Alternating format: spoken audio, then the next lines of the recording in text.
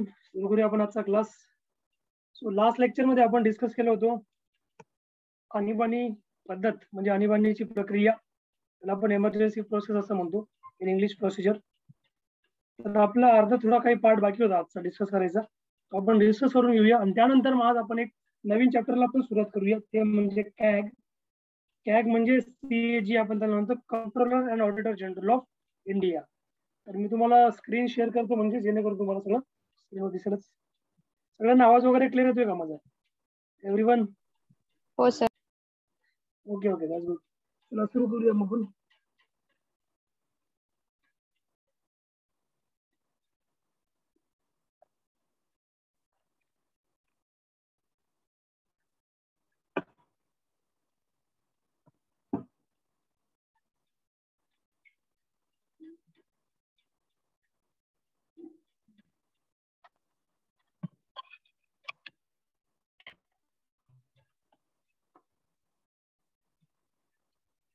बरं, मागच्या लेक्चरला आपण काय काय डिस्कस केलो? Can tell me? आणीबाणी म्हणजे काय सांगा बरं मला. जस्ट एक आपण थोडक्यात रिव्हिजन घेऊन घेऊया. ओके, तो म्हणजे हॅलो तुम्हाला सर. लक्षात येईल. आणीबाणी म्हणजे काय मला सांगा थोडक्यात. कोणते कोणते कलम मी तुम्हाला सांगितले मागचे?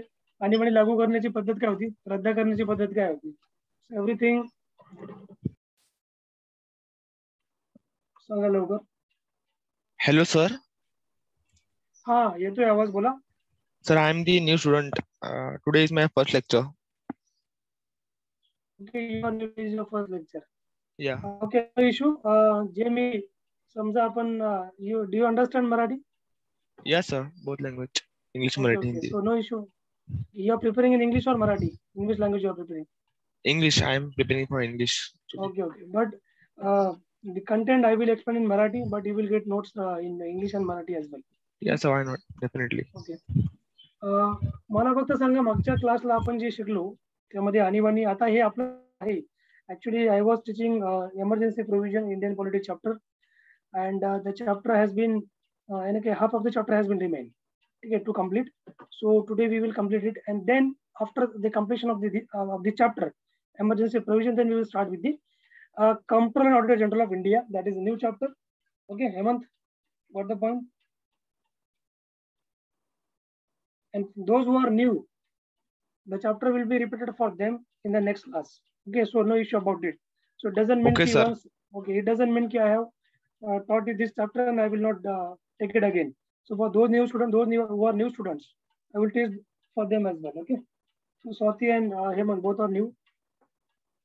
चला सांगा, विश्वनाथ सर, प्रतिभा मॅडम, श्रद्धा मॅडम सांगा लवकर. What we have learned in the previous class. काय आपण शिकलो मला सांगा. राष्ट्रीय आणीबाणी, राज्य आणीबाणी, आर्थिक आणीबाणी. एक्झॅक्टली, राष्ट्रीय आणीबाणी, त्यानंतर आपण राज्य आणीबाणी बघितलं आणि त्यानंतर मग आपण आर्थिक आणीबाणी जे आपण आज शिकणार आहोत. म्हणजे राज्य आणीबाणी आपलं चालू होतं, स्टेट एमर्जन्सी आपण त्याला म्हणतो. ठीक आहे. ओके, नाव जस्ट अजून बाकी आर्टिकल सांगा मला, कुठले आर्टिकल्स होते? 352 ते 360 पर्यंत होतं. 352, 356 and 360, these 3 articles. 352 कलमामध्ये राष्ट्रीय आणीबाणी येते. तुम्हाला एक्झामला जर विचारलं गेलं कलम, दॅट इज आर्टिकल 352, त्यामध्ये राष्ट्रीय आणीबाणी.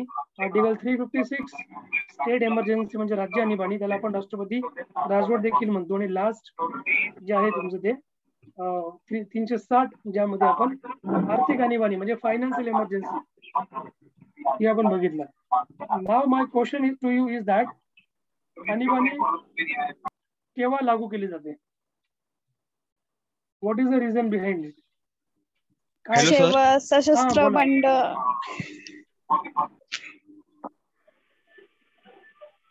युद्ध सिच्युएशन किंवा परकीय आक्रमण, एक्झॅक्टली अशी जेव्हा कंडिशन येते, जेव्हा देशाच्या सुरक्षेला म्हणजे security, when the security of the country or integrity, security and whatever other things, when they are in danger, then the emergency is being applied by the President of India. Okay, म्हणजे जेव्हा देशाची सुरक्षा, देशाचे अखंडत्व आणि देशाचं सार्वभौमत्व जेव्हा धोक्यामध्ये येणार, त्यावेळेस आणीबाणीची सिच्युएशन निर्माण होणार आणि मग अशा वेळेस राष्ट्रपतींद्वारे ती आणीबाणी लागू केली जाणार. ओके. आणि मग आता आपण जे डिस्कस केलं राष्ट्रीय आणीबाणी केव्हा लागू होते? ही युद्धजन्य परिस्थिती निर्माण झाल्यावर किंवा आपण लागू करू शकतो ती परकीय आक्रमण झाल्यावर, ठीक आहे, आणि किंवा सशस्त्र उठाव याच्यावर. या 3 कारण असतात राष्ट्रीय आणीबाणीची. आपण मागच्या लेक्चरला राष्ट्रीय आणीबाणी शिकलो होतो. ओके. म्हणजे कॉन्स्टिट्यूशनचा part 18, so part 18 of the Indian constitution, article 352 to 360 emergency provision दिलेले आहे. बरोबर. पार्ट किती? 18 नंबरचा पार्ट लक्षात घ्या. आणि अजून एक माझा बेसिक क्वेश्चन तुम्हाला असा आहे की from where we have taken this provision of emergency. आपण एमर्जन्सीची जी प्रोसेस आहे, एमर्जन्सी प्रक्रिया, आपण ही कोणत्या देशाकडून घेतलेली? मी लास्ट लेक्चर मध्ये बोलता बोलता माझ्याकडून नाव तुम्हाला सांगून दिलं होतं. बोलता बोलता आपण एक डिस्कस करून गेलो होतो. कुठल्या कंट्रीकडून आपण घेतले एमर्जन्सी? सांगा बरं. Germany sir. एक्झॅक्टली, अगदी बरोबर, जर्मनी.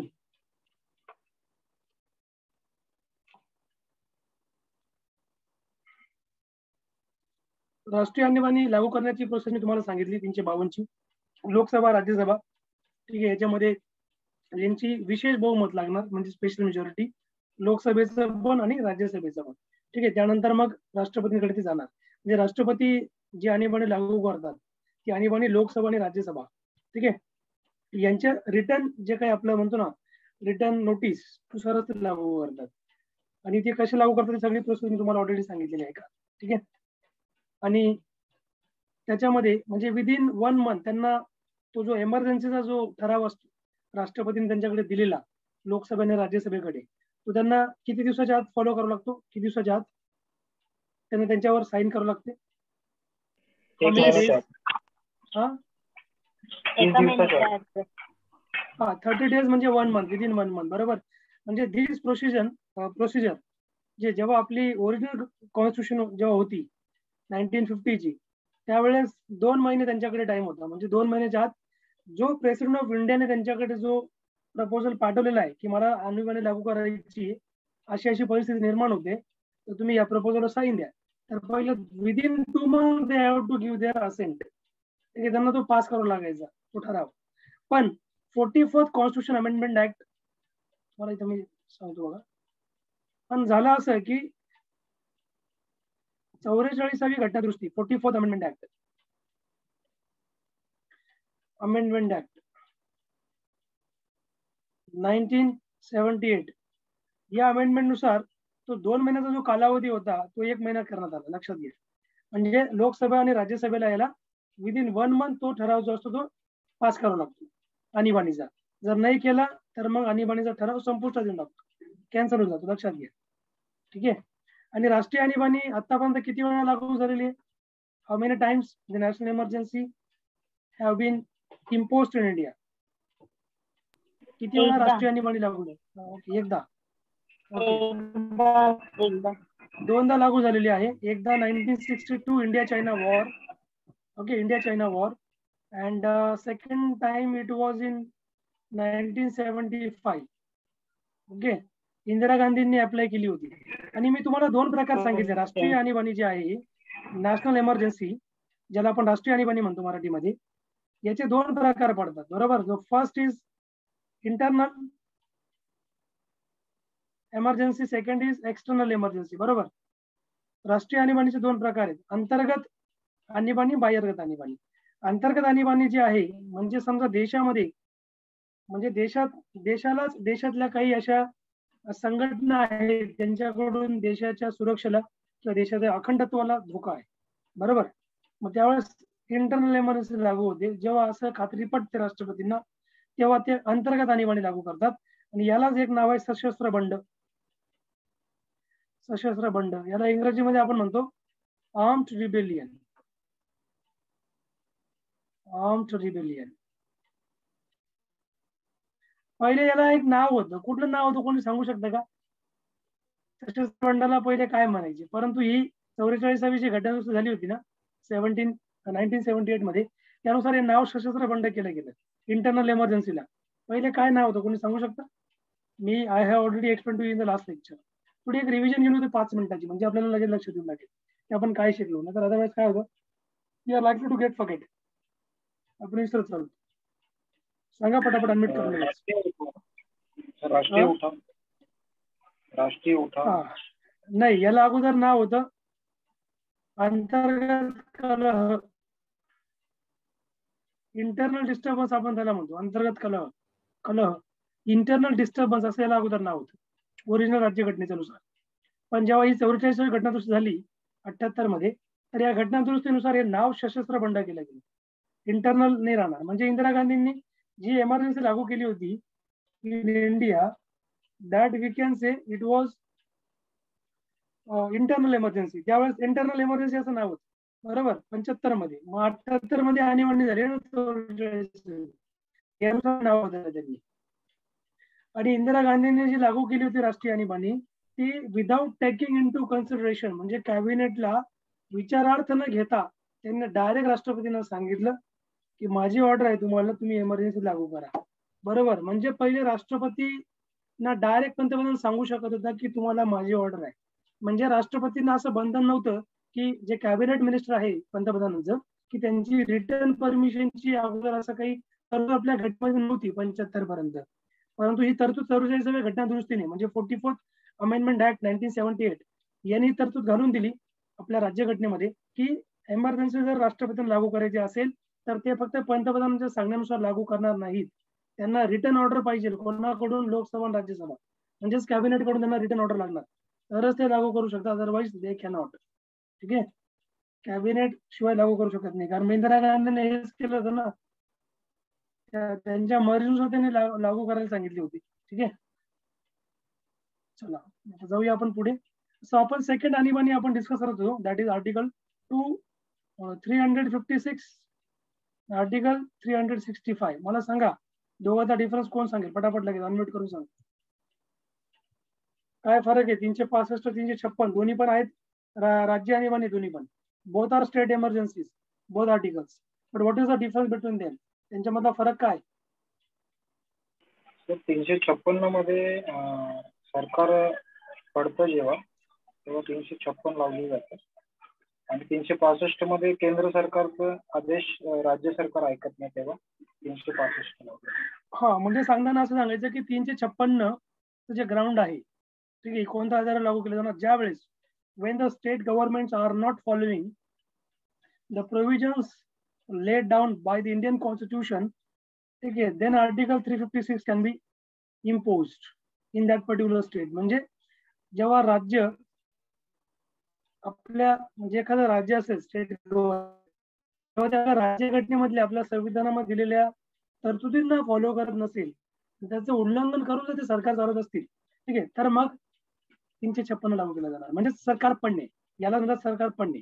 कधी कधी सरकार पाडलं पण जातं, बरोबर. तुम्ही आता हे बरेचसे एक्झाम्पल बघितले असणार. आता करंट गव्हर्नमेंट जे आहे सेंटरला बसलेलं, त्यांनी बऱ्याच राज्यामध्ये सरकार पाडल्याने सत्ता काबीज केली, बरोबर. तुम्ही एमपीचं एक्झाम्पल बघू शकता, त्यानंतर कर्नाटकचं एक्झाम्पल तुम्ही बघू शकता. इथले एमपी त्यांनी खरेदी करून घेतले होते. म्हणजे आता बघा, सगळ्यात कॉन्ट्रावर्सी मध्ये जे आर्टिकल असतं, कधी पण न्यूजला बघा तुम्ही किंवा आपल्या घटनेमधलं आणीबाणीशी संबंधित, ते 356 आहे. हे सगळ्यात कॉन्ट्रावर्शियल आर्टिकल. म्हणजे राज्य आणीबाणी जे लागू करायचं म्हणतो आपण, ठीक आहे, राज्य आणीबाणी. कधी कधी तुम्ही बघितलं असेल ना, सेंटर आणि स्टेट मध्ये बघा कॉन्फ्लिक्ट तयार होऊन जातो, संघर्ष तयार होतो. महाराष्ट्राचा गव्हर्नमेंट पण पाडायचा प्रयत्न केला होता. म्हणजे कधी कधी केंद्राकडून पण सरकार पाडायचा प्रयत्न केला जातो, लक्षात घ्या, बरोबर. असं नाही की सरकार ऑटोमॅटिक पडलं. कधी कधी मेजॉरिटी नसते म्हणून सरकार पडतं. कधी कधी अचानकपणे मेंबर्स निघून जातात बाहेर गव्हर्नमेंटचे. आता बघा, महाराष्ट्रामध्ये शिवसेना, काँग्रेस आणि राष्ट्रवादी असे तिघे मिळून सरकार तयार झालेले. पण आता याच्यातून एकाने पण सपोर्ट काढला तरी सरकार पडू शकतं त्यांचं, बरोबर. समजा आता त्यांच्यामध्ये जर काही क्लॅशेस झालेत किंवा कॉन्फ्लिक्ट झालेत तिघांमध्ये, तर ते ऑटोमॅटिक सरकार पडून जाईल. म्हणजेच काय, 356 लागू, लक्षात घ्या.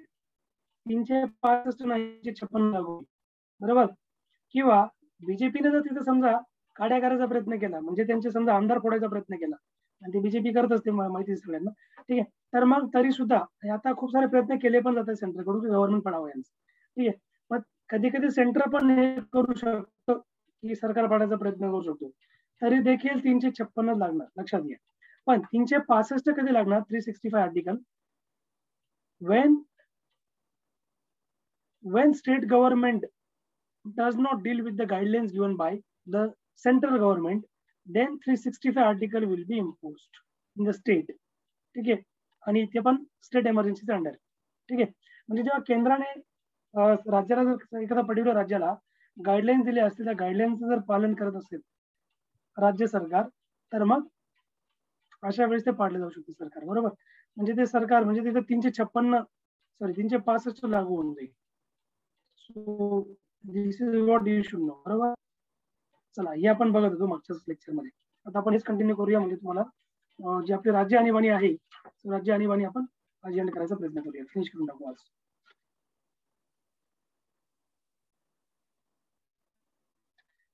कोणाला काही doubt any question you can ask me right now.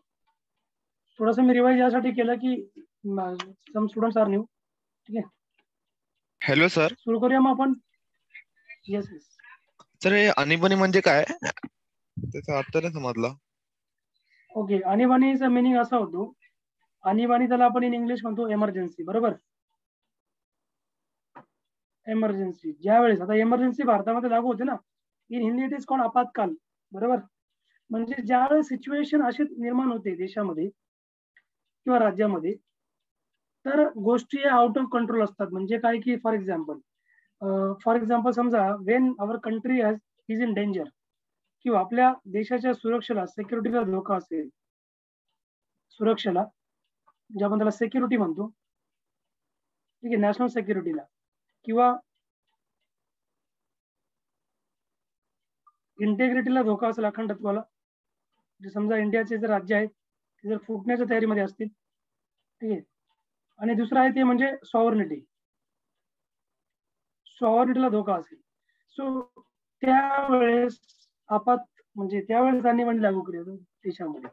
आता फॉर एक्झाम्पल समजा इंडिया आणि पाकिस्तान हे नेहमी युद्ध जरी नसेल तरी या दोघांमध्ये युद्धजन्य परिस्थिती असते. बरोबर, आणि कधी कधी एकमेकांना अशा अटॅक करतात की म्हणजे आपण तर नाही करत, त्यांच्यावर तेच करतात.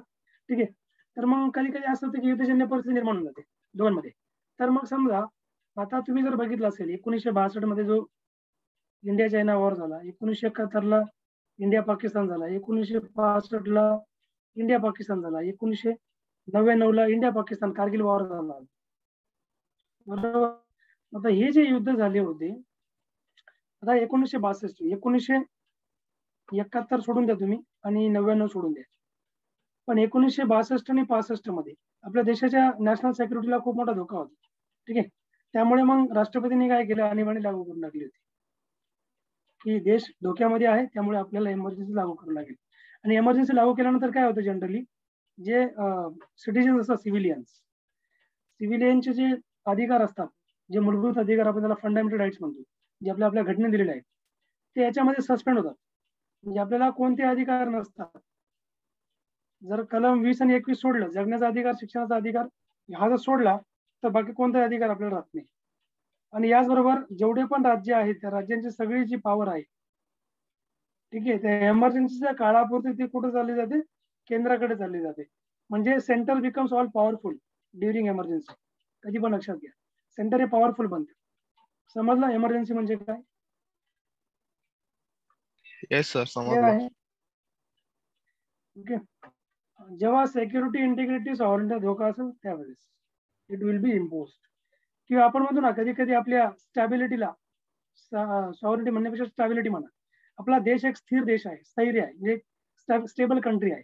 जेव्हा तो स्टॅबिलिटीला धोका निर्माण होते त्यावेळेस राष्ट्रपती असे निर्णय घेऊ शकतात. आणि राष्ट्रपती आणीबाणी कोण लागू करतात? राष्ट्रपतीच करतात, लक्षात घ्या. पण त्या मागच्या लेक्चरला मी सगळी प्रोसेस तुम्हाला सांगितली होती, कशा प्रकारे आणीबाणी जी आहे ती लागू केली जाणार. राष्ट्रपती राजवट 356 याबद्दल आपण डिस्कस करत होतो. ठीक आहे, आणि तुम्हाला मी याच्यातले काही महत्वाचे पॉईंट पण सांगितले होते की Wien it will be implemented.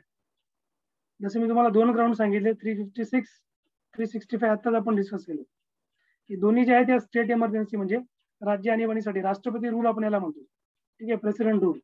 म्हणजे जेव्हा एखाद्या राज्याचं सरकार पडतं ते सरकार किंवा तिथे जर समजा ज्यावेळेस राष्ट्रपती रूल लागू होतो त्यावेळेस त्या राज्याची जी सगळी पॉवर आहे, ठीक आहे, समजा फॉर एक्झाम्पल गुजरातमध्ये सरकार पडलं आणि गुजरातचं जे सरकार आहे त्याच्यामध्ये सरकार पडल्यावर काय होणार, ते कोण चालवणार, त्या राज्याचा कारभार कोण बघणार? मग तिथलं स्टेट गव्हर्नमेंट समजा इन गव्हर्नमेंट नाहीये, ते गव्हर्नमेंट म्हणजे तिथलं खतम झालं, तर मग अशा राज्यातला सरकार कोण चालवणार?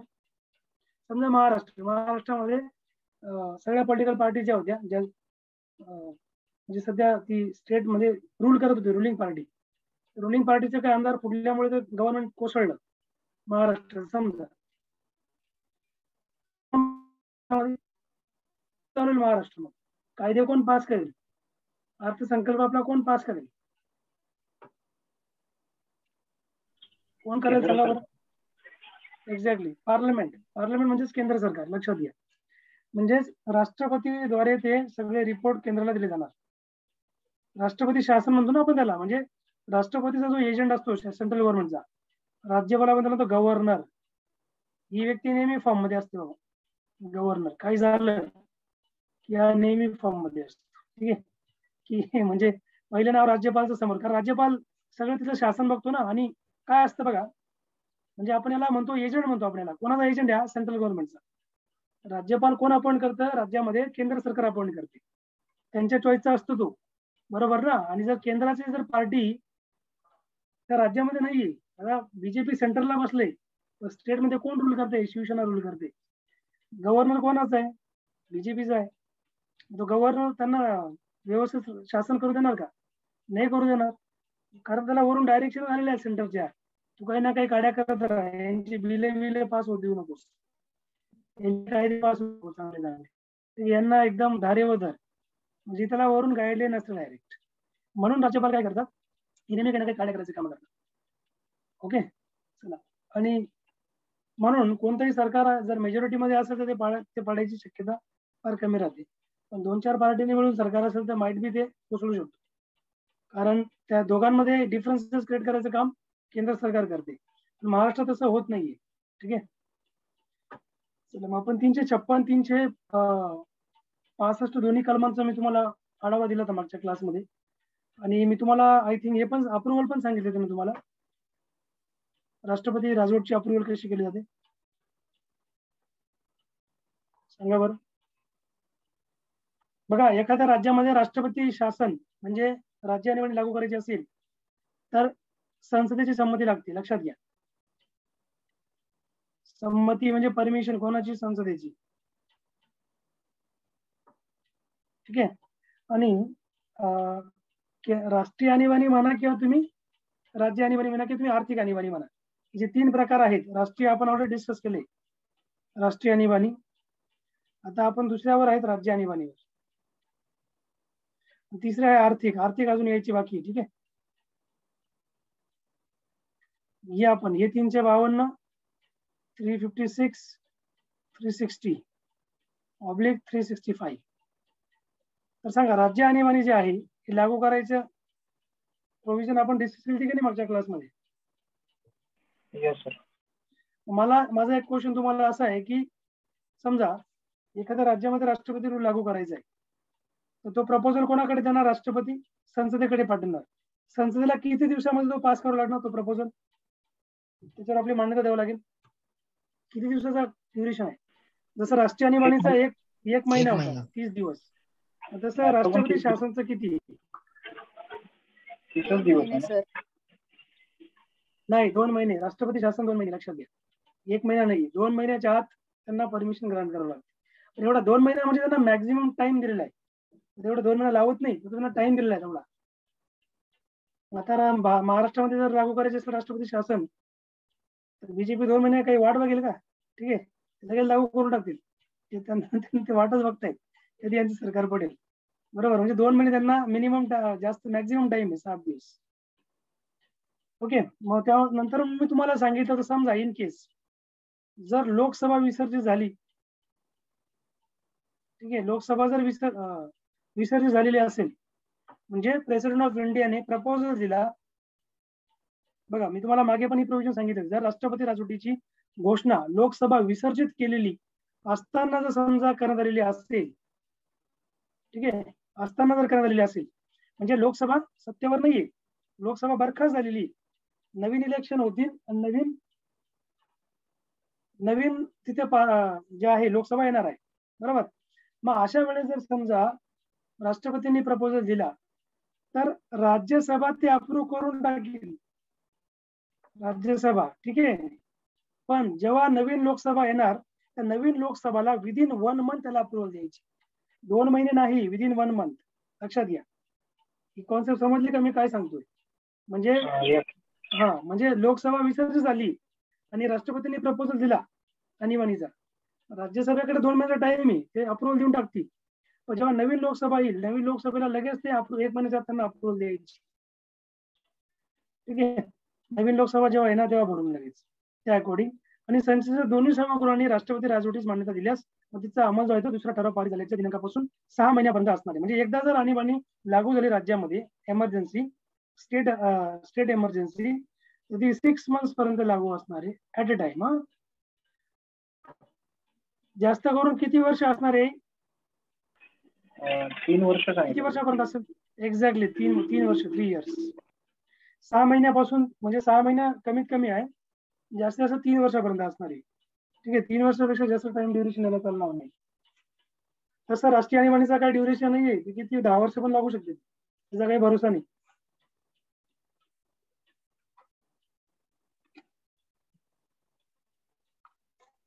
राज्य आणीबाणीला टाइम पिरियडचं ड्युरेशन आहे, म्हणजे त्यांना लिमिटेशन आहे.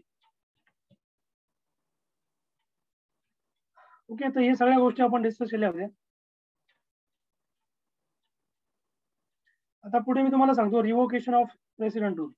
प्रेसिडेंट रूल जर कॅन्सल करायचा असेल आपल्याला, रिव्होकेशन of president rule,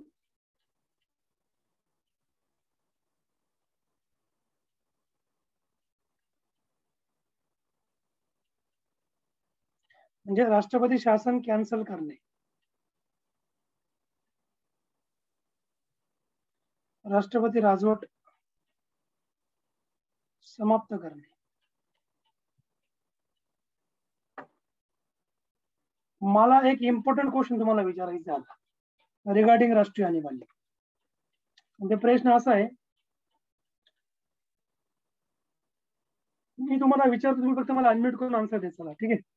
the question is that, जर समजा राष्ट्रपतींना आणीबाणी लागू करायची आहे, ठीक आहे, तर त्यावेळेस त्यांना संसदेची परमिशन लागणार आहे की नाही लागणार आहे? लागणार. आणि ज्यावेळेस त्यांना समजा राष्ट्रीय आणीबाणी कॅन्सल करायची आहे, त्यावेळेस त्यांना परमिशन लागणार की नाही लागणार? नाही लागणार.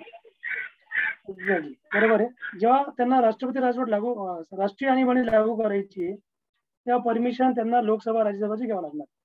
आणि ती कॅन्सल करण्यासाठी त्यांना परमिशनची आवश्यकता बिलकुल नाहीये. अजून एक माझा क्वेश्चन आहे, राष्ट्रपती राजवट जेव्हा लागू होते, सर राष्ट्रपती राजवटच म्हणते मी, राष्ट्रीय म्हणजे नॅशनल एमर्जन्सी म्हणते मी, ठीक आहे. राष्ट्रीय आणीबाणी जेव्हा लागू होते त्या राष्ट्रीय आणीबाणीसाठी म्हणजे त्याचा ठराव जो आहे तो विशेष बहुमताने पारित करायचा असतो की साध्या बहुमताने? विशेष बहुमताने. एक्झॅक्टली, अगदी बरोबर. जेव्हा समाप्त करायचे आहे राष्ट्रीय आणीबाणी, तेव्हा तो ठराव जो आहे तो विशेष बहुमताने असणार की साध्या बहुमताने? साध्या बहुमताने. एक्झॅक्टली. आणि राष्ट्रपती पण ते विदाउट पार्लिमेंटची permission, without permission of parliament ते स्वतः पण कॅन्सल करू शकतात. आणि लोकसभेला पण अधिकार देण्यात आलेला आहे, लोकसभा देखील प्रपोजल पास करू शकतात. म्हणजे राष्ट्रपतींना सांगू शकतात, राष्ट्रपतींनी समजा जर कॅन्सल नाही केली, राष्ट्रीय आणीबाणी समाप्त नाही केली, तर लोकसभेला असं वाटलं की यार समाप्त करून टाकू, आता परिस्थिती काही तशी नाही, म्हणजे आपल्या देशाला काही धोका आहे, आपल्या सुरक्षा देशात एकदम सेफ आहे आणि आपलं जे स्टॅबिलिटी देशाची ती पण परफेक्ट आहे. तर मग आता ही जी आणीबाणी आहे ती आपण सांगून देऊ राष्ट्रपतीला की बाबा काढून टाक, ठीक आहे, म्हणजे राष्ट्रपती एंड करून टाक नॅशनल इमर्जन्सी. तर मग लोकसभेला पण पॉवर आहे की नाही आहे, की फक्त राष्ट्रपतीलाच आहे? लोकसभेला पण आहे. एक्झॅक्टली, लोकसभेला पण आहे, मी तुम्हाला सांगितलं मागच्या लेक्चरमध्ये. मग मला सांगा, अशी पॉवर लोकसभेला कोणत्या घटना दुरुस्तीद्वारे मिळालेली आहे? स्वतः पण ठराव पास करू शकतात. अगदी बरोबर, 44 घटना दुरुस्ती, करेक्ट. जर तुम्हाला राष्ट्रीय आणीबाणीवर कुठलाही प्रश्न आला तुम्हाला आन्सर सांगता आला पाहिजे. चला मग जाऊया आपण समाप्ती. बघा, प्रेसिडेंट रूल जो आहे राष्ट्रपती राजवट हे समाप्त करण्यासाठी संसदेची इथं पण सेम आहे, संसदेची परमिशनची गरज नाहीये. परमिशन आहे, परमिशन नॉट रिक्वायर्ड. राष्ट्रपतींना वाटेल तेव्हा ते कॅन्सल करू शकतात. बरोबर. आता इथं सिंपल आहे. इथं मग आता मला सांगा, इथं लोकसभा राज्यसभेचा काही संबंध येणार का कॅन्सलेशन साठी? नाही सर. हा, एक्झॅक्टली, इथं काही संबंध नाही. ठीक आहे, इथं लोकसभा राज्यसभा येणार नाही. नॉट विशेष बहुमत, नथिंग नथिंग नथिंग. हा, पास करण्यासाठी विशेष बहुमत लागतं त्यांना, that is not the issue. इथं कॅन्सलेशनला काही त्यांची आवश्यकता नाही. आता महत्वाची गोष्ट अशी आहे की राष्ट्रपती राजवट जे आहे त्याचे काय परिणाम होतात, इम्पॅक्ट ऑफ प्रेसिडेंट रूल. राष्ट्रपती राजवटीचे परिणाम काय असतात, वन बाय वन आपण बघूया. राष्ट्रपती, पहिला जो आहे, राष्ट्रपती त्या राज्य शासनाची सर्व किंवा काही कार्य जे आहेत, सर्व किंवा काही कार्य त्या राज्याच्या राज्यपालाचे विधानमंडळ वगळता इतर संस्था किंवा त्याला आपण प्राधिकारी म्हणतो यांचे सर्व किंवा काही अधिकार स्वतःकडे घेऊ शकतात.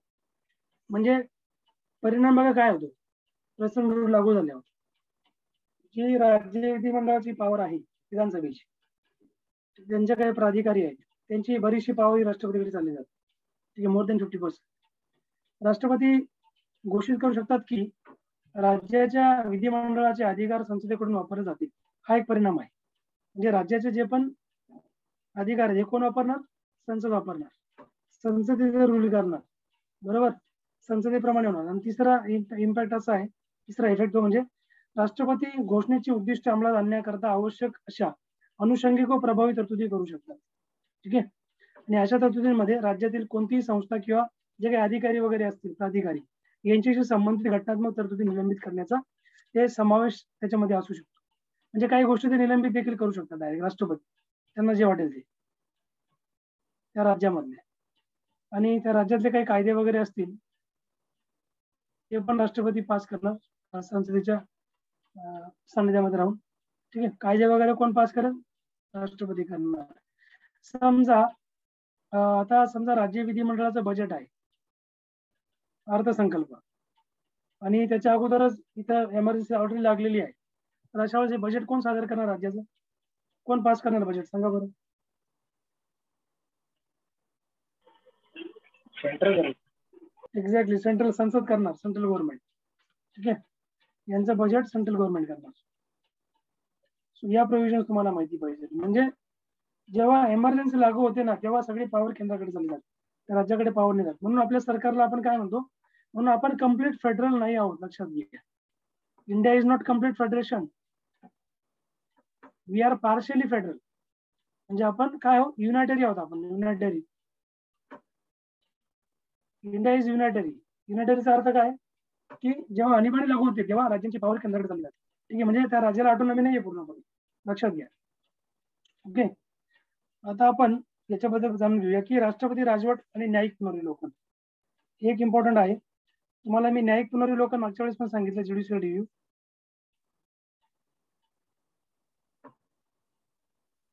पुनर्विलोकन त्याला इंग्रजीमध्ये काय म्हणतात, ज्युडिशियल सर, रिव्ह्यू. एक प्रश्न होता. हा, बोला ना. ते केंद्रशासित प्रदेश असतात ते नसतात ना राज्याकडे, ते केंद्राकडेच असतात ना? एक्झॅक्टली, अगदी बरोबर, ते केंद्राकडे असतात. त्याच्यावर केंद्राचा रूल आहे ना, शासन आहे. ते कंट्रोल राष्ट्रपती तिकडे शासन केंद्रच करतं. हो, केंद्रच करतं. जसं दिल्ली, ऑलवेज ऑलवेज ऑलवेज. फक्त दिल्ली आणि पॉंडिचेरी थोडेसे अपवाद आहेत युनायटेड टेरिटरी, पण तरी सुद्धा त्यांची पूर्ण पॉवर केंद्राकडेच आहे. फक्त या दोघांनाच फक्त असेंब्ली आहेत ना. जे आपले 8 युनियन टेरिटरी जे आहेत भारताचे, त्याच्यामध्ये फक्त दिल्ली आणि पॉंडिचेरी आहे जिथे सीएम असतो, मुख्यमंत्री. तर त्यांना तितकी पॉवर नाही की त्यांची सगळी जास्त करून पॉवर केंद्राकडेच आहे. आणि बाकी लक्षद्वीप, दमण, दीव, अंदमान निकोबार या ज्या काही युनियन टेरिटरीज आहेत, काश्मीर आता नवीन झालं, ठीक आहे ना, लडाख, तर यांचा पूर्ण जो आहे कंट्रोल इथं लेफ्टनंट, म्हणजे इथं त्यांचे लेफ्टनंट गव्हर्नर्स असतात, ते पूर्णपणे त्यांचं काम बघतात. That is completely under central government. Okay. Judicial review म्हणजे आपल्याला न्यायिक पुनरावलोकन म्हणतो.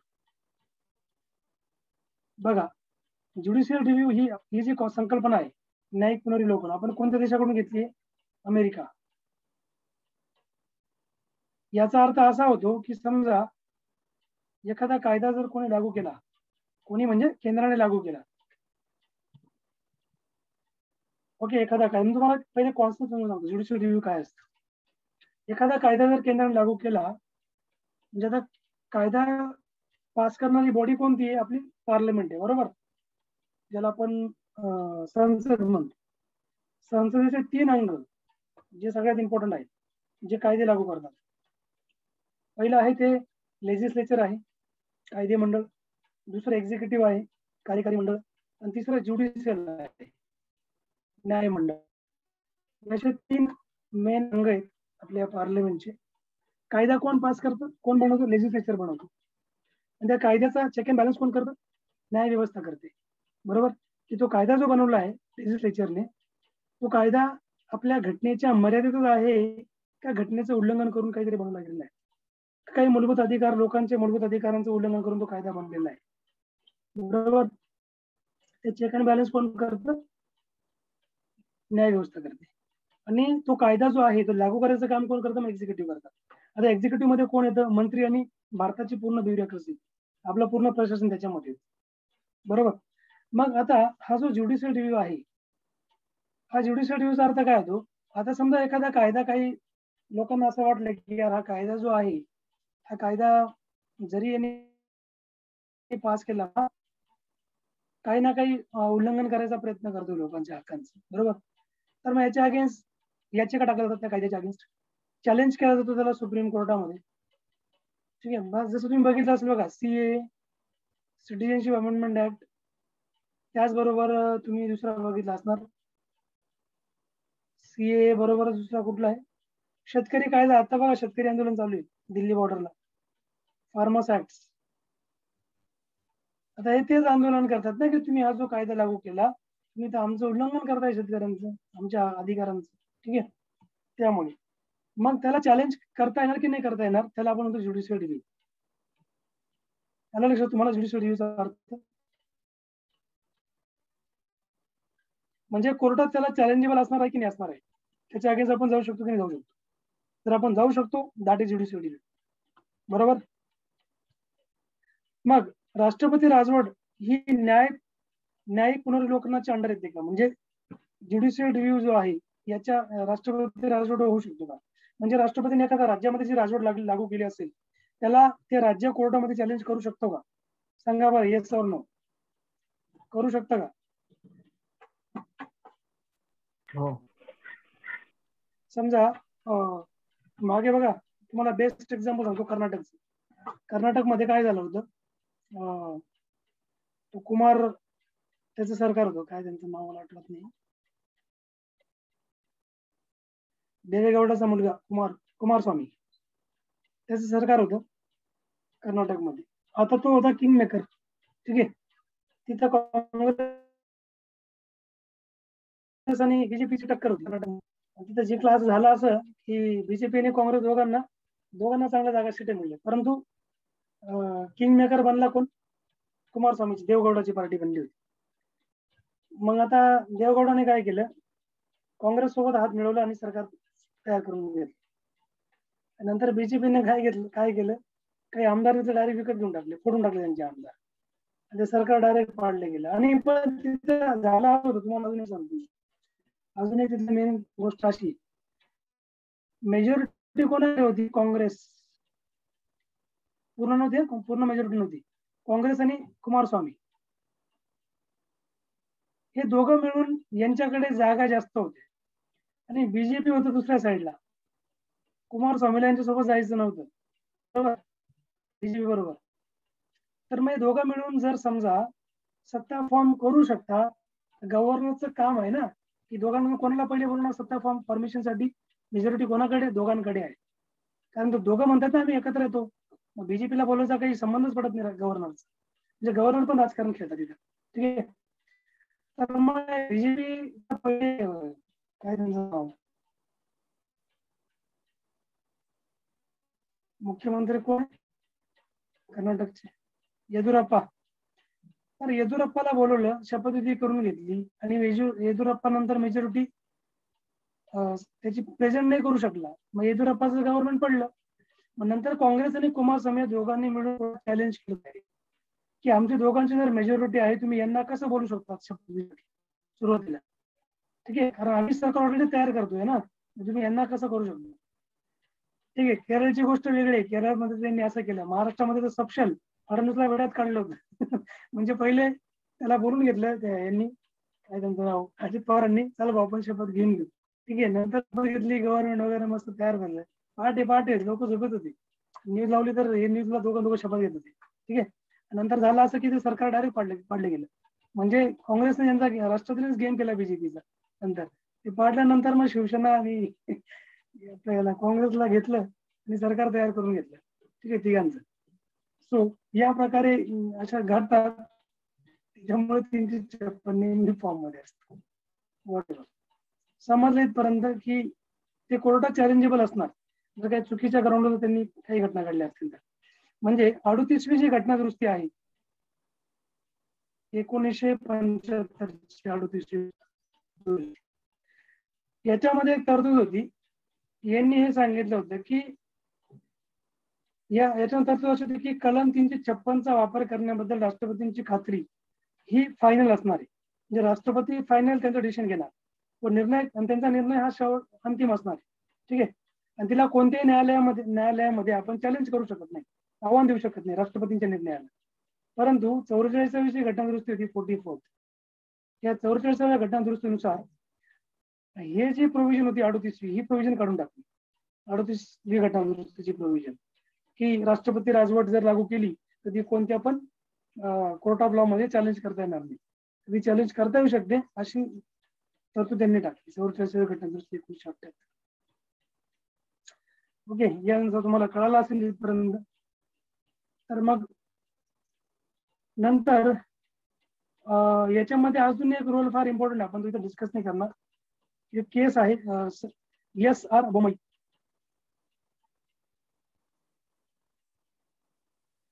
SR बोमई ही व्यक्ती होती, म्हणजे घटनाकार होते. हे पण 1994 मध्ये यांनी याचिका मांडली होती सुप्रीम कोर्टामध्ये.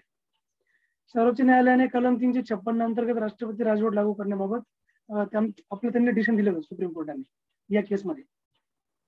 कोणत्या आधारावरती लागू केली जाणार. ठीक आहे. आणि आपण कशी त्याला चॅलेंज करू शकतो किंवा नाही करू शकत.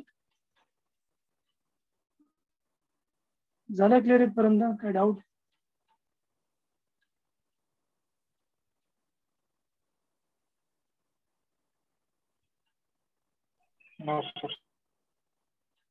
ठीक आहे. मग आता आपण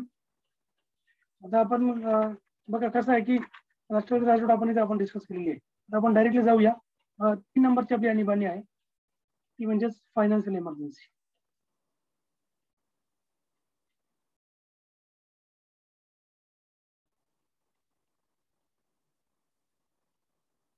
सो याला आपण काय म्हणतो, आर्थिक आणीबाणी.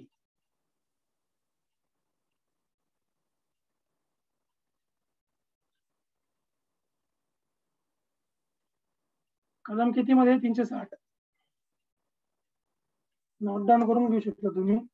मला सांगा आर्थिक आणीबाणी आतापर्यंत किती वेळा लागली आपल्या भारतामध्ये? एनीवन कॅन टेल मी किती वेळा लागलेली? लागली नाही ना सर.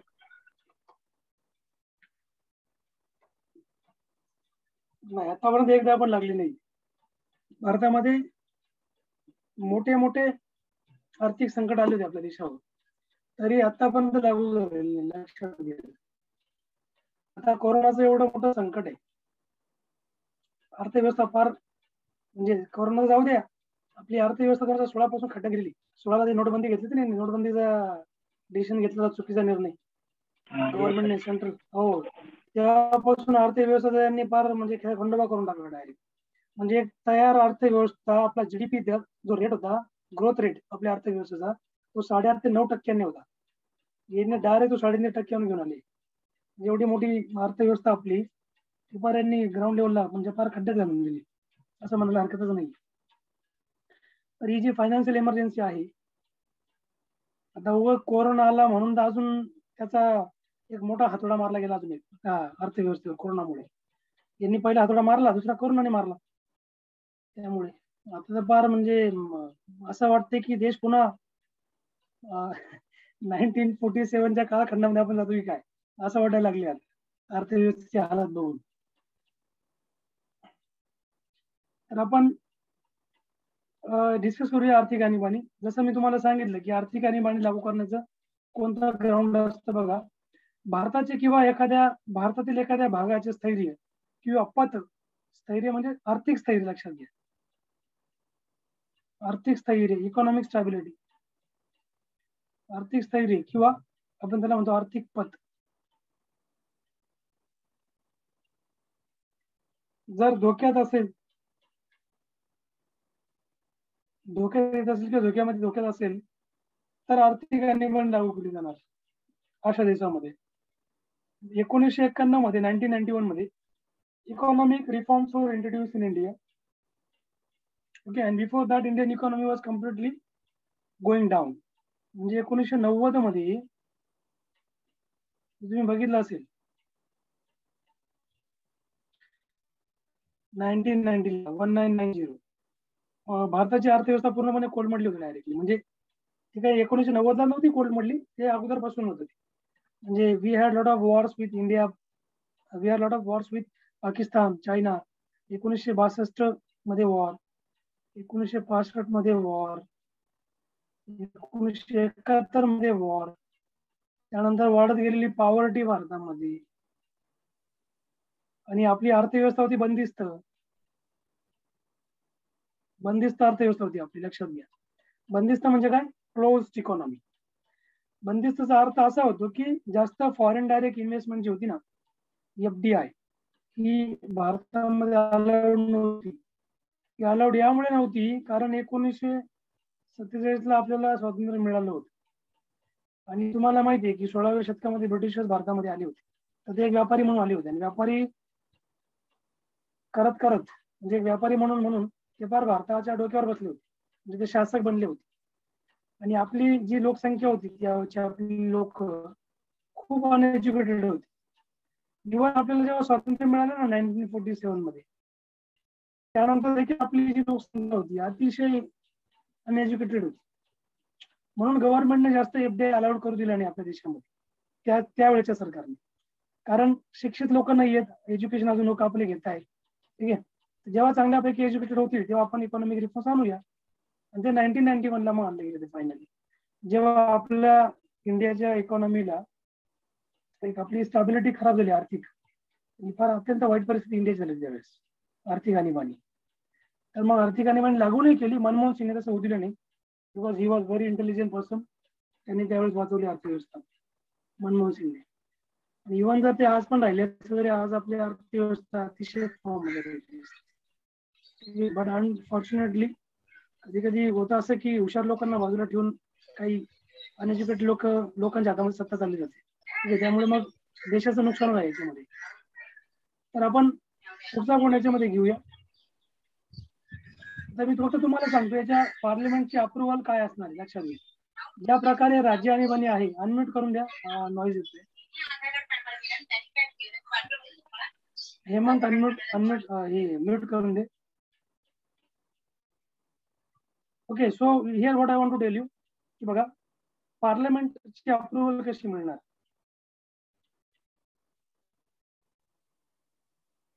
अप्रुव्हल ज्या प्रकारे मी तुम्हाला सांगितलं होतं की अप्रुव्हलसाठी राष्ट्रपती आपलं स्वतःचं डिसिजन घेत नाही. म्हणजे आणीबाणी लागू करायची तो सांगतो, हा प्रपोजल देतो कोणाला? लोकसभा राज्यसभेला. यांनी विशेष बहुमताने त्याला पास करायचा असतो आणि विदिन 2 months तो पास करायचा आहे. किती? 2 महिने. याला पण 2 महिन्याचाच कालावधी आहे लक्षात घ्या, राष्ट्रपती रूल सारखं.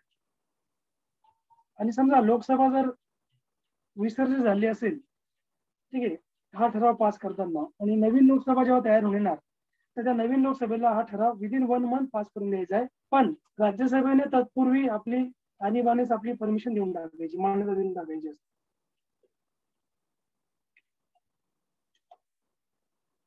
याच्यामध्ये वेगळं काही नाहीये. तुम्हाला फक्त मी 1991 ची घटना सांगून दिली. ठीक आहे. संसदेच्या दोन्ही सभागृहांनी वित्तीय आणीबाणीला मान्यता दिल्यास तिचा अंमल नंतर राष्ट्रपती घोषित करतात. यामध्ये असतं असं बघा, याच्यामध्ये तुम्हाला मी 2 पॉईंट सांगतो. पहिला पॉईंट असा आहे, वित्तीय आणीबाणीचा अंमल चालू राहण्यासाठी कोणताही महत्तम कालावधी सांगण्यात आलेला नाही. म्हणजे याचा ड्युरेशन किती असणार हे काही सांगितलं नाही. तुम्ही लक्षात द्या बरं, हे सगळ्यात इम्पॉर्टंट, नोट डाऊन करून घ्यायचं. राष्ट्रपती रूल जी होती, राष्ट्रपती शासन, त्याचा 6 महिने कमीत कमी, नंतर एक्सटेंड करतात 3 वर्ष होत. ठीक आहे. याचा काही कालावधी नाही आर्थिक आणीबाणीचा. तिचा अंमल चालू ठेवण्यासाठी दुसरा पॉईंट असा आहे की तिचा अंमल चालू ठेवण्यासाठी ठराविक कालांतराने संसदेची संमती घेण्याची गरज नसते. जसे मी तुम्हाला सांगितलं ना की राष्ट्रपती शासन 6 महिने आपण कमीत कमी लागू करतो. राष्ट्रीय आणीबाणी नॅशनल इमर्जन्सी आपण 6 महिने कमीत कमी लागू करतो. 6 महिन्यापेक्षा जास्त जर समजा वाढवायचा असेल तर पुन्हा राष्ट्रपतींना काय करावं लागतं, लोकसभा राज्यसभेची संमती घ्यावी लागते. बरोबर, म्हणजे प्रपोजल घ्यावं लागतं. तसं इथं बिलकुल पण नाहीये. इथं सिनेरिओ कम्प्लिटली वेगळा आहे. ठीक आहे. आर्थिक आणीबाणीला एकदा लागू केली तर याला पुन्हा एक्सटेंड करण्यासाठी आपल्याला संसदेच्या अप्रुव्हलची गरज नाही राहत. हा एक महत्वाचा मुद्दा आहे याच्यामध्ये. आणि वित्तीय आणीबाणीच्या घोषणेचा ठराव संसदेच्या दोन्ही सभागृहांमार्फत साध्या बहुमताने पारित होणे गरजेचे असते. लक्षात घ्या, याला विशेष बहुमत नाहीये, याला साधं बहुमत आहे.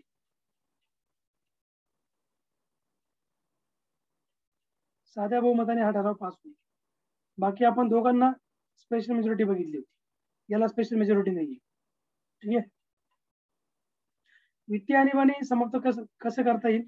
वित्तीय आणीबाणी समाप्त करायची असेल, म्हणजे एंड करायची असेल, रिवोकेट करायची असेल तर राष्ट्रपती केव्हाही आणीबाणी म्हणजे वित्तीय आणीबाणीची उद्घोषणा करू शकतात, म्हणजे दुसऱ्या याच्यानुसार. ठीक आहे. आणि समाप्ती राष्ट्रपतींना. Hello sir. हा बोला सर, आता तुम्ही आम्हाला शिकवतो, आम्हाला याची नोट्स कशी मिळणार? याच्या ज्या नोट्स आहेत, म्हणजे आणीबाणीच्या फक्त नोट्स माझ्याकडे अवेलेबल नाही आहेत. बाकी जेवढे पण लेक्चर आहेत त्यांच्या नोट्स तुम्हाला मिळून जातील. म्हणजे फक्त आणीबाणीच्या कशी मिळणार ते? तुम्हाला बाकीच्या नोट्स क्लास कडून मिळणार तुम्हाला, जिथे तुम्ही ऍडमिशन घेतली. ठीक आहे. बाकी माझ्या काही पर्सनल नोट्स तिथे मी तुम्हाला देत चालेल. फक्त आणीबाणी बद्दलचे नोट्स नाहीयेत. बाकी मग तुम्हाला मी कॅग वगैरे ह्या नोट देऊन टाकेल. ठीक आहे. बाकी जे पण पुढचे चॅप्टर मी तुम्हाला शिकवेल. याच्या अगोदर पण आपण आय थिंक मी तुम्हाला पीपीटी दिलेले आहेत, म्हणजे काही मी स्क्रीनशॉट काढले होते त्याचे. ठीक आहे. तर मग आपण हे इथे बघितलं वित्तीय आणीबाणी बद्दल, की समजा कॅन्सल करायचे असेल तर लोक पार्लमेंटची संमतीची गरज नाही पडणार. ठीक आहे. वित्तीय आणीबाणीचे परिणाम आपल्याला माहिती आहेत. काय काय परिणाम असतात वित्तीय आणीबाणीचे? ठीक आहे. 1 बाय 1 मी तुम्हाला सांगतो. पहिला परिणाम असा आहे, केंद्राच्या कार्यकारी प्राधिकाराची कक्षा व्यापक होऊन केंद्र शासन, लक्षात घ्या, कोणत्याही राज्याला वित्तीय शिस्तीच्या तत्वांचे पालन करण्याबाबत निर्देश देऊ शकते. म्हणजे केंद्र जे आहे राज्यांना गाईडलाईन देत असतात, म्हणजे ड्युरिंग द फायनान्शियल इमर्जन्सी, की तुम्ही जे आहे वित्तीय आणीबाणीचं पालन करा. त्या प्रयोजनार्थ राष्ट्रपतींना आवश्यक व पर्याप्त वाटतील असे अन्य निर्देश ते घेऊ शकतात. राष्ट्रपतींना ज्या योग्य वाटतील असे ते योग्य निर्णय घेऊ शकतात राज्यांमध्ये. ठीक आहे. त्यानंतर दुसरा पॉईंट असा आहे की अशा कोणत्याही निर्देशांमध्ये काही बाबींचा समावेश असू शकतो राष्ट्रपतींच्या. जसं पहिलं असं आहे की बघा, राष्ट्रपती काय करू शकतात, एखाद्या राज्याच्या सेवेतील सर्व किंवा कोणत्याही वर्गातील व्यक्तींच्या वेतनात व भत्त्यात घट करू शकतात. म्हणजे हे करण्याची तरतूद ते मांडू शकतात. म्हणजे समजा जेव्हा राष्ट्रीय आणीबाणी लागू होते, आर्थिक आणीबाणी, तेव्हा केंद्र व राज्य दोघांमध्ये जे गव्हर्नमेंट एम्प्लॉय आहेत, गव्हर्नमेंट सर्वंट्स, दोघांचे जे गव्हर्नमेंट सर्वंट्स आहेत यांचे पेमेंटमध्ये कपात होते. ठीक आहे. शासकीय जे काही सर्वंट असतात ते सर्व धन विधेयक जे असतात, म्हणजे मनी बिल आपण त्याला म्हणतो, मनी बिल, धन विधेयक किंवा कलम 207 207 लागू असलेली जी असतात, राज्य विधिमंडळाने पारित केल्यानंतर ती राष्ट्रपतींच्या विचारात राखून ठेवणे आवश्यक करणारी तरतूद राष्ट्रपती मांडू शकतात. म्हणजे जे पण काही बिले यांनी मांडून ठेवलेले असतील ते सगळे राष्ट्रपतींकडे जातील नंतर. आणि कोणत्या कोणत्या व्यक्तींच्या पगारामध्ये घट होऊ शकते बघा. ठीक आहे. केंद्र शासनाच्या सेवेतील सर्व किंवा कोणत्याही वर्गातील व्यक्ती यांचं पेमेंट कट केलं जाऊ शकतं. म्हणजे इव्हन जे टॉप मोस्ट ऑफिसर असतील, टॉप पासून तर ग्राउंड लेवल पर्यंत, सर्वोच्च न्यायालय, उच्च न्यायालयाचे न्यायाधीश यांच्या पण पेमेंटमध्ये कपात होते. लक्षात घ्या. स्वातंत्र्यानंतर भारतावर बऱ्याचदा वित्तीय संकटे आलेली असतानाही आतापर्यंत आपण बघितलं की एकदाही वित्तीय आणीबाणी घोषित करण्यात आलेली नाहीये भारतामध्ये. तो इथे आपण हे चॅप्टर फिनिश करतोय. सो काही क्वेश्चन डाऊट असेल तर आपण डिस्कस करूया. सर पेमेंट मध्ये जो कपात होतो तो फक्त गव्हर्नमेंटच्या ह्याच्यात होतो का गव्हर्नमेंट सर्वंट असतात त्यांना त्यांच्या पण पेमेंट मध्ये होतो? नाही, फक्त गव्हर्नमेंट सर्वंट. फक्त गव्हर्नमेंट सर्वंट. हो, गव्हर्नमेंट मध्ये कोण आहे जे गव्हर्नमेंटचे पेमेंट घेत आहेत? मध्ये सगळे यंत्रणा त्याच्यामध्ये. म्हणजे सगळेच गव्हर्नमेंट सर्वंट ना? म्हणजे आपले ओके सगळे नाही, पण ज्यांना म्हणजे स्केल 1 चे जे आहेत, स्केल 1 चे ज्यांना सगळ्यात जास्त पेमेंट असतं ना त्यांच्या पेमेंटची कपात होते. आता समजा एखादा क्लर्क आहे, त्याला ऑलरेडी पगार कमी, त्याचा कुठं पगार कट करतील? ओके. जे मोठे मोठे आहेत ना, जसं सर्वोच्च न्यायालय, उच्च न्यायालयाचे न्यायाधीश असतात, त्यांचे पगार कट होतात. राष्ट्रपतींचा पेमेंट कट होतो, सीएजी कॅगचा पगार कट होतो, IAS ऑफिसरचा पेमेंट कट होतो. असे मोठे मोठे अधिकारी. कारण आता एखादा क्लरिकल लेवलचा आता बिचाराला 25,000 पगार आहे, त्याचा पगार कमी करायचा त्याला काय अर्थ नाही. ठीक आहे. मग याच्यात प्रायव्हेट जॉब वर प्रायव्हेट वाले सुद्धा नाही, प्रायव्हेटचा काही संबंध नाही. प्रायव्हेटचा काही संबंध नाही. ठीक आहे. प्रायव्हेटचं ते कंपनीवर डिपेंड आहे. कंपनीला करायचं ते पर्सनली करू शकतो नियम वगैरे लावून. पण हे जे गव्हर्नमेंटचं आहे त्या अकॉर्डिंग होईल. आता तुम्ही बघितलं असाल ना की भत्ते वगैरे सगळे बंद करून टाकले होते कोरोनाच्या परिस्थितीमध्ये. बघा जेवढे एम्प्लॉय आहेत सगळे भत्ते वगैरे त्यांनी बंद केले होते. हा, डीए बंद केले आहे वगैरे त्यांनी. म्हणजे असे काही निर्णय घ्यावे लागतात जेव्हा आपल्या राज्याच्या आपल्या पूर्ण देशाच्या अर्थव्यवस्थेला म्हणजे प्रॉब्लेम कोरोनामुळे. त्याच्यामुळे असे निर्णय त्यांना घ्यावे लागतात. आताच्या कंडिशन मध्ये प्रायव्हेट वाल्यांनी पण काही डिसिजन घेतले होते. हा, प्रायव्हेटने पण कमी केले होते. बरोबर आहे. त्यांनी पेमेंट कपात केली होती ना, 10%, 15% असं. काहींची 20%, 30%. पण त्यांनी जे कमी पेमेंट घेणारे जे आहेत त्यांचे नव्हतं कापलं त्यांनी. जे मोठे पगारवाले त्यांचे कापले होते. नाही सर, सगळ्यांचे कट केले होते. सगळ्यांचे केले होते का? प्रायव्हेट मध्ये सगळ्यांचे कट केले होते. ते आयडिया नाही. कारण मी आतापर्यंत ऐकलं जे 50,000च्या पुढचे होते ना त्यांचे कट केले होते. म्हणजे इव्हन प्रायव्हेट मध्ये 20,000 सुद्धा 15,000 सुद्धा पेमेंट आहे त्या लोकांचे सुद्धा कट केले होते. अरे बापरे, किती पर्सेंटने कट केले होते? कारण मी स्वतः प्रायव्हेट मध्ये जॉब करते. किती पर्सेंटने कट झाले? 20%. आता जस्ट या एप्रिल पासून फुल पेमेंट स्टार्ट केलंय. ओके. त्यामध्ये ते थोडस आता पुन्हा सिच्युएशन ट्रॅकवर आली होती, पण पुन्हा कोरोना वाढला त्यामुळे पण हा कोरोना वाढायच्या आधी आम्हाला अप्रुव्हल आलं म्हणून या मंथ पासून, अदरवाईज अजून काहीतरी वेगळंच राहतात. अजून तुमचा जॉब चालूच आहे का मग? हा, जॉब चालू आहे माझा. जॉब वरून बरेच लोकांना काढलंय पण काय माहित नाही, म्हणजे कसं गव्हर्नमेंटने सांगितलं होतं काढू नका, तरी सुद्धा बऱ्याच लोकांना काढले. काय शेवटी मग ते गव्हर्नमेंटला रिझन दाखवतात आमचं नुकसान होतंय, आमच्याकडे पैसे नाही, आम्ही एम्प्लॉयला कसं देऊ, असे ते रिझन सांगतात. कारण लास्ट टाइम सांगितलं होतं पहिल्यांदा ज्यावेळी लॉकडाऊन झालं तेव्हा की कोणाला जॉब वरून वगैरे काढायचं नाही, काय नाही. परंतु प्रायव्हेट जे जॉब आहेत त्यांचे जुलैमध्येच उडवले होते बरेचसे एम्प्लॉई.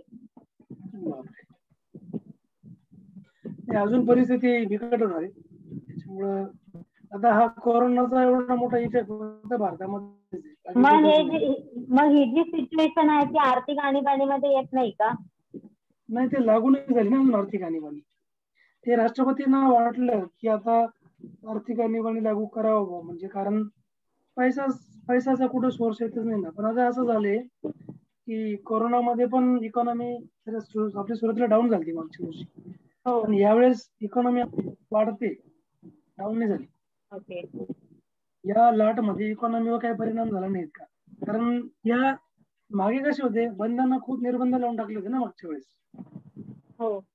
हा, आता तरी इथं पण डाऊन होतेच आहे, असं काही लय वाढते असं नाहीये, पण बरी नाही पेक्षा म्हणजे आणीबाणी लावायची गरज पण पडणार नाही असं वाटतं मला, आर्थिक आणीबाणी. कारण नाही, पण कंपन्या इंडस्ट्रियल याच्यात सेक्टर चालू आहे. असं ज्यावेळी असतं ना त्यावेळी प्रायव्हेट वाल्यांच्या सुद्धा हातामध्ये काय नसतं ना, की बाबा ते लोक गव्हर्नमेंटकडे किंवा असं काही ऍक्शन वगैरे असं घेऊ शकतात असं काहीच नसतं ना. गव्हर्नमेंटने सांगून सुद्धा त्यांना काढलं तरी. हा, म्हणजे गव्हर्नमेंटने जर तसं म्हणजे आता डिपेंड करतं त्याचं काय ते प्रत्येकाचं काय त्यांची पॉलिसी असते काय राहते. पण ते तसं न्यूज मध्ये तर दाखवत होते की प्रायव्हेट जॉब वाल्यांनी सुद्धा काढू नका म्हणून. तरी सुद्धा काढले तरी पण बरेचसे लोक बोलले होते की म्हणजे असं काही फ्रेंड्स वगैरे आहेत जवळचे ते लोक वगैरे की शिवसेनेच्या ऑफिसमध्ये जाऊन आम्ही रिक्वेस्ट वगैरे करणार, परंतु कोणाचं काहीच झालेलंच म्हणजे समजलं तरी नाही की कुणी कुठे जाऊन काय बोललं किंवा त्यांचा जॉब राहिला किंवा त्यांना अजून पेमेंट त्यांचा कट करून त्यांना ठेवलं वगैरे असं काहीच नाही केलं. एकदा काढल्यानंतर काढलंच मग ते. म्हणजे माहिती तसं काय जसे पॉलिसी मध्ये होतं ना, पॉलिसी डिपेंड करतं.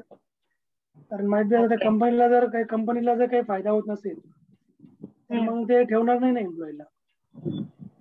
आणि कंपनीची कॉस्ट जाते फक्त आणि त्यांना काही इन्कम येतच नाही त्याच्यातून, ते नाही करणार. मग आता ज्या कंपन्या चालू आहे ज्यांचं इन्कम ऑलरेडी चालू आहे, ट्रान्सपोर्ट चालू आहे, सगळं चालू आहे, सर्व्हिस सपोर्टिंग त्यांचं सगळं चालू आहे, मग अशा कंपन्यांना शक्यतो नाही काढत त्यामुळे.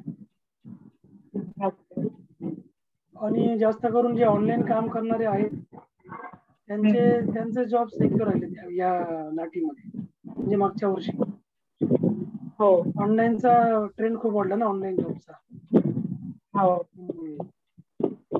बाकी म्हणजे ऑफिशियल वर्किंग ज्या होत्या त्या मॅक्झिमम बंदच पडलं तसं. चालेल, ठीक आहे. मग आपण आता पुढचा टॉपिक स्टार्ट करूया. तुम्हाला इमर्जन्सीला आपल्याला जवळपास 2 क्लास लागून गेले. पुढचा क्लास असणार आहे तो म्हणजे CAG.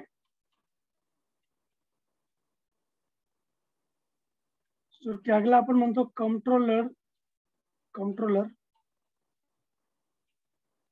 And auditor general of India.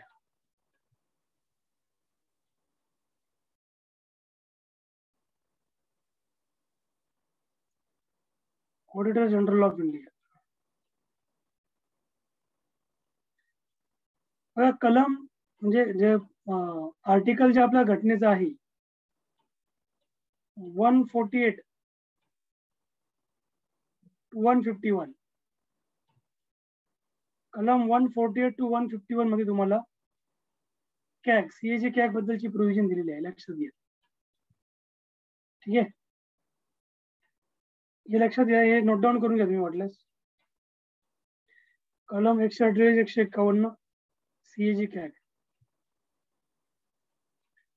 आता आपण ही पोझिशन इम्पॉर्टंट आहे. तुम्हाला एखादा क्वेश्चन याच्यावर तुम्हाला विचारला जातो एक्झाम मध्ये, कॅगचं तुम्हाला एक आर्टिकल विचारतील किंवा तुम्हाला त्याच्या संबंधित तुम्हाला काही बाकीच्या गोष्टी विचारतील.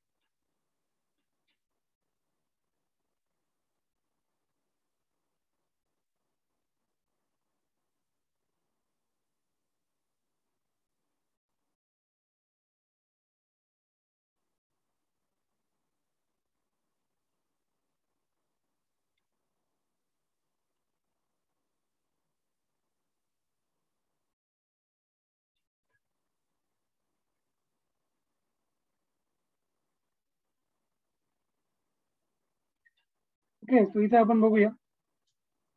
आता ज्या प्रकारे कॅगचा अर्थ असा होतो की बघा, ज्या प्रकारे तुम्हाला माहिती आहे एखादी कंपनी असते बघा, एखादी कंपनीमध्ये ज्या प्रकारे अकाउंटंट असतो ना, अकाउंटंट, तर त्याच्या हातामध्ये त्या कंपनीचा सगळा व्यवहार असतो, बरोबर. सगळा म्हणजे कंपनीचा किती बिझनेस होतोय आणि कंपनी किती खर्च होतोय, ठीक आहे, आणि कोणत्या गोष्टींवर किती खर्च होतोय, म्हणजे कंपनीचा इन्फ्रावर किती खर्च, एम्प्लॉई किती खर्च, त्यानंतर कंपनीच्या प्रोडक्शनवर किती खर्च येतोय, ठीक आहे, कंपनीचा रेंट किती जातोय. सो हा सगळा लेखाजोखा जो असतो त्या एखाद्या कंपनीच्या कोणाकडे असतो, अकाउंटंटकडे असतो. सिमिलरली त्याच प्रकारे भारताचा जो आहे CAG, याला आपण मराठीमध्ये म्हणतो भारताचे नियंत्रक व महालेखा परीक्षक. भारताचे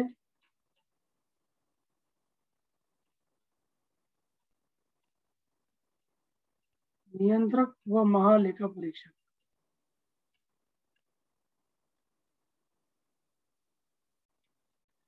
तर मग सिमिलरली कॅगचं काम काय असतं की गव्हर्नमेंट ऑफ इंडियाकडे किती टॅक्सेसचा पैसा गोळा होतोय, गव्हर्नमेंट कोणता पैसा कुठं खर्च करतोय, कोणत्या मिनिस्ट्रीला किती पैसा देतोय, ठीक आहे, बजेटचं अलोकेशन कशा प्रकारे करतोय, या सगळा लेखाजोखा कोणाकडे असतो, कॅगकडे असतो. 1-1 रुपयाचा हिशोब असतो यांच्याकडे.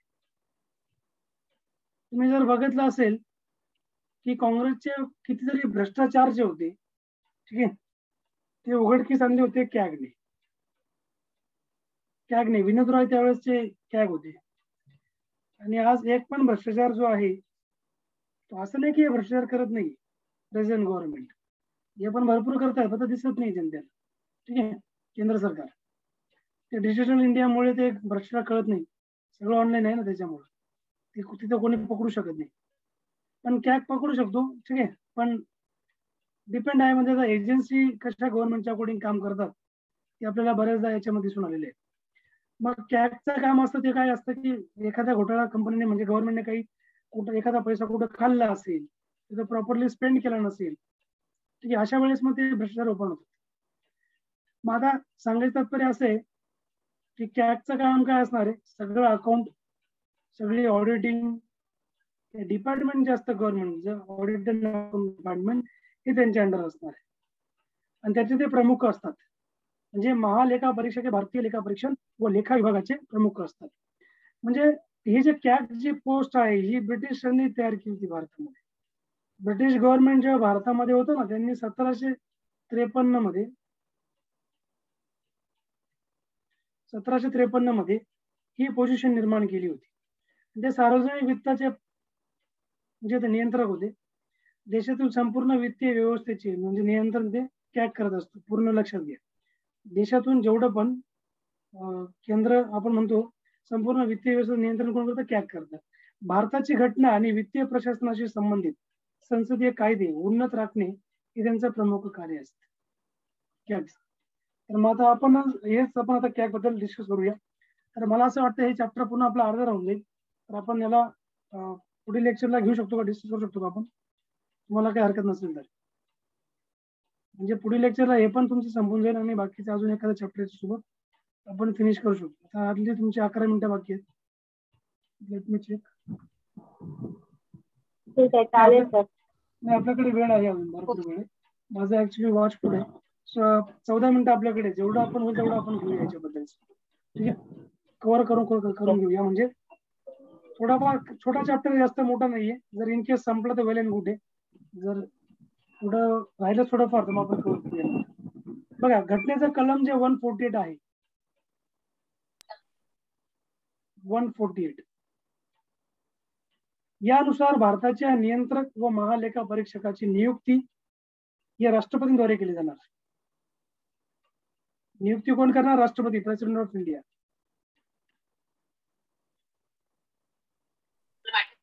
प्रेसिडेंट ऑफ इंडिया म्हणजे कॅग जो अधिकारी आहे हा प्रेसिडेंट ऑफ इंडिया थ्रू त्यांना अपॉइंट केला जाणार आहे. महालेखा परीक्षकांना आपले पद ग्रहण करण्यापूर्वी राष्ट्रपतींसमोर त्यांना शपथविधी घ्यावा लागतो आणि सर्वोच्च न्यायालयाच्या न्यायाधीशाने घ्यावयाच्या शपथ किंवा प्रतिज्ञेप्रमाणे त्यांची शपथ असते. ज्या प्रकारे सर्वोच्च न्यायालयाचा न्यायाधीश शपथ घेतो त्याच प्रकारे यांची देखील शपथविधी असते. एक्झामला हे विचारलं जाऊ शकतो तुम्हाला.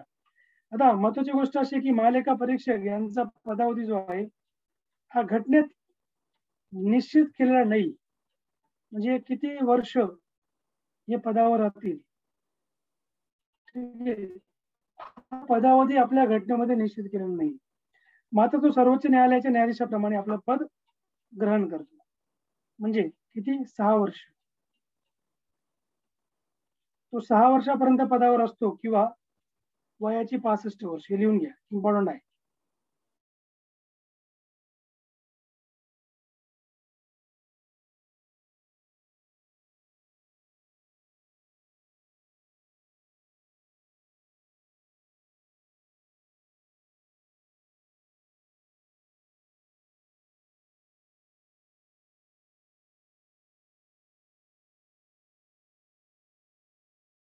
मध्ये ठीक आहे.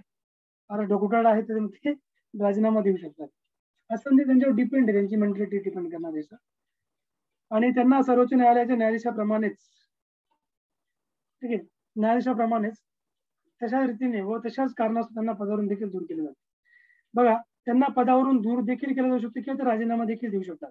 काय पण त्यांना पदावरून दूर केला जाण्याचे काही प्रोसेस आहेत, काही प्रक्रिया आहेत. असं सडनली असं नाही की राष्ट्रपतींना वाटलं हो मी तुला शपथ दिली होती आणि आता मला तुझं काम काही पटलं नाही, तू राजीनामा दे माझ्याकडे चालतो, असं थोडी राजीनामा देते. बरोबर, त्यांना राजीनामा जर द्यायचा असेल तर स्वतःहून देऊ शकतात. पण त्यांना काढायचं असेल तर ज्या प्रकारे सर्वोच्च न्यायालयाला काढलं जातं पदावरून, दूर केलं जातं, त्याच प्रकारे महालेखा आपले जे परीक्षक आहेत यांना देखील काढलं जातं. म्हणजे साबित झालेलं जे गैर वर्तन आहे किंवा त्याची अक्षमता असेल या कारणावरून संसदेच्या विषय मताने ठराव पास करून राष्ट्रपती त्यांना पदावरून दूर करतात. लक्षात घ्या, म्हणजे मिसबिहेवियर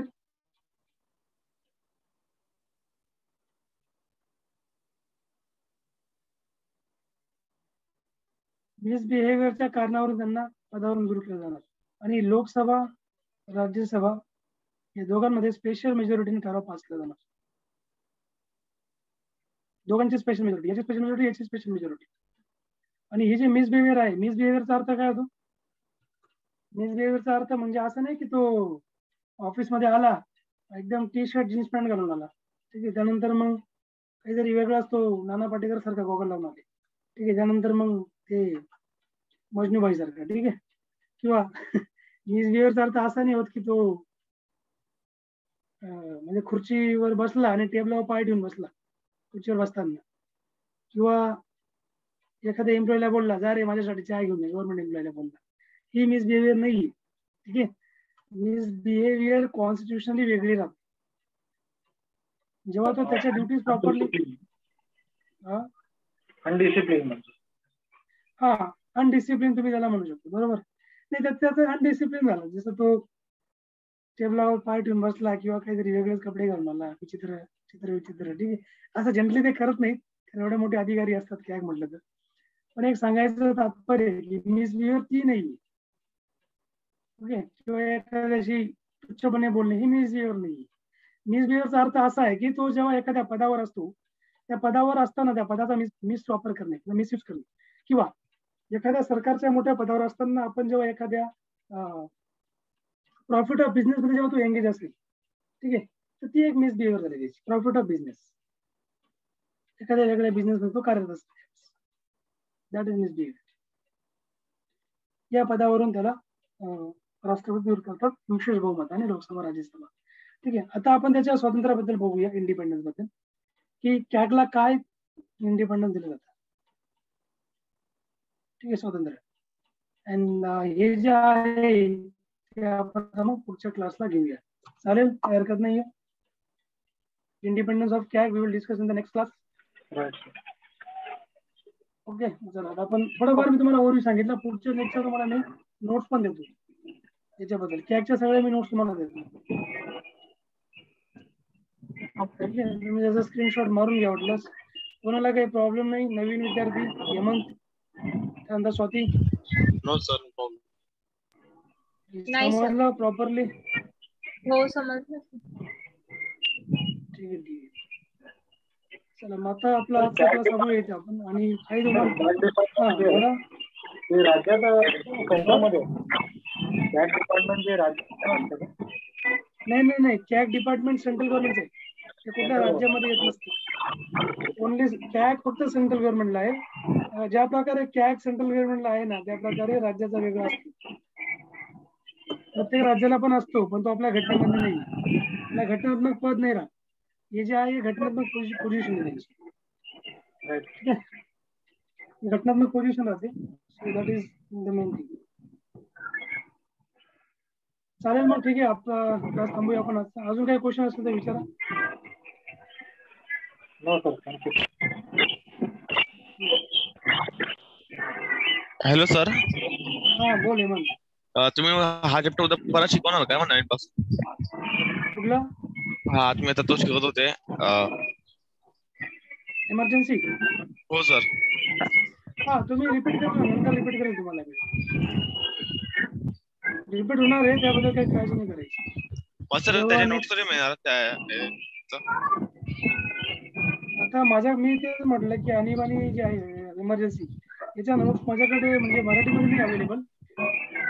ओके, पण बाकीचे जे पण चॅप्टर मी शिकेल याच्यात तुम्हाला नोट्स प्रोव्हाइड करत जाईल. आणीबाणीचे फक्त नोट्स अवेलेबल नाही. हा, इंग्लिश मध्ये असतील नोट्स त्याचे? हा, इंग्लिश मध्ये असतील तर मी तसं मॅडमला PDF पाठवून देईल की मॅडम कडून तुम्ही घेऊन घ्या. ठीक आहे. ठीक आहे, चालेल.